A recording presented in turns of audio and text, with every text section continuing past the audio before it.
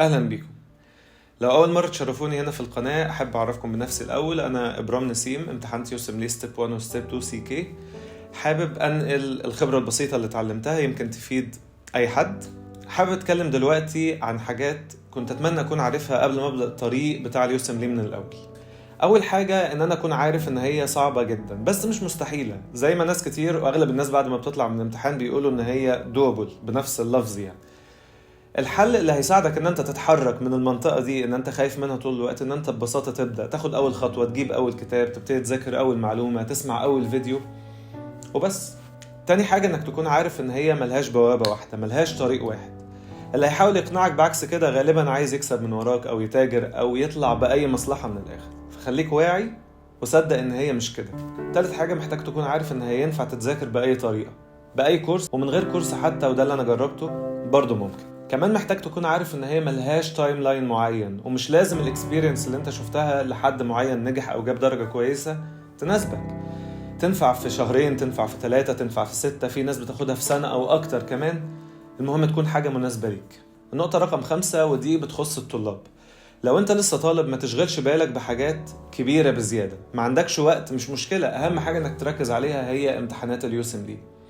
مش محتاج ان انت تركز على الريسيرش والالكتيفز والتريننج وكل الحاجات اللي هي اكيد هتفيدك لو انت عندك وقت ان انت تعملها، بس لو ما عملتهاش هي مش نهاية الطريق، كده كده هتيجي. فما تخليش العبء ده في دماغك طول الوقت، اهم حاجة ان انت تذاكر. النصيحة رقم 6 ودي تنفع لو انت طالب او انت مش طالب، ان اي اكتيفيتي، اي حاجة انت هتعملها سواء طبية او غير طبية هتفيدك في يوم من الايام. فما تكسلش وما تحسش ان هي اللي انت بتعمله ده حاجه ملهاش لازمه، لا، في يوم من الايام ممكن يتقدر وهيكون حاجه كويسه في السي في بتاعك.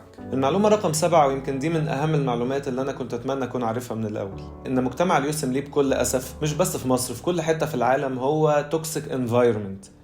هتلاقي دايما الشخص اللي جايب 280 ومتضايق لانه جابها بعد ما ذاكر شهرين بحالهم، وهتلاقي اللي مش عاجبه ان بس باسمه 600 بابليكيشن، لولا ان هو اضطر يروح يحضر جنازة جوز خالته، بس هو المفروض ما كانش يعمل كده طبعا عشان هو برودكتيف جدا.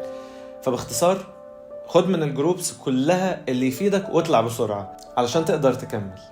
رقم 8 لازم تصدق ان في ناس طبيعية وعادية جدا، ناس ما بتعرفش تذاكر اكتر من ساعة او ساعتين في اليوم وبتحاول تزود، ناس عندها شغل وبتذاكر، ناس عندها أسر وبتذاكر، ناس متخرجة من فترة كبيرة جدا ولسه بتذاكر، وبرغم ان الناس دي كتار جدا بس ما بيتكلموش. رقم 9 ما تخليش كل التلوث البيئي ده يفقدك حياتك.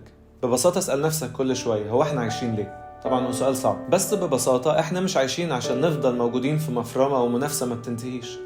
المهم ان انت بتعمل اللي عليك مش اكتر. واخر نقطة، في حاجتين انا اتمنى ان انت تكون فاكرهم طول الوقت. خليك فاكر ان طريق اليوسم ليه هو بالفعل اصعب طريق طبي في العالم كله، فهو الطريق لوحده صعب، مش محتاجين نصعبه على نفسنا اكتر من كده، مش محتاجين نجري ورا حاجات السوشيال ميديا هي اللي عملتها لنا فنخلي الطريق اصعب على نفسنا اكتر ما هو لوحده صعب وتقيل. كونك ان انت بدأت ومشيت الطريق، ويا سلام كمان لو امتحنت ونجحت، ده يخليك فخور بنفسك ومبسوط باللي انت عملته. اللي انت عملته حاجة في غاية الصعوبة وحاجة في غاية الاحترام، تخليك فخور بنفسك ومبسوط وراضي بكده.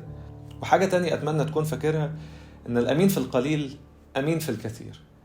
حتى لو انت في بلدك وفي مجتمعك دلوقتي الامانة والدقة في الشغل بتاعتك مش متقدرة، الناس مش بتهتم بيها، الناس بتحب الفهلوة والصياعة، الناس بتتريق حتى على الشخص اللي بيهتم بالدقة والأمانة في المعلومة العلمية وفي أي شغل وفي أي حاجة هو بيعملها في حياته.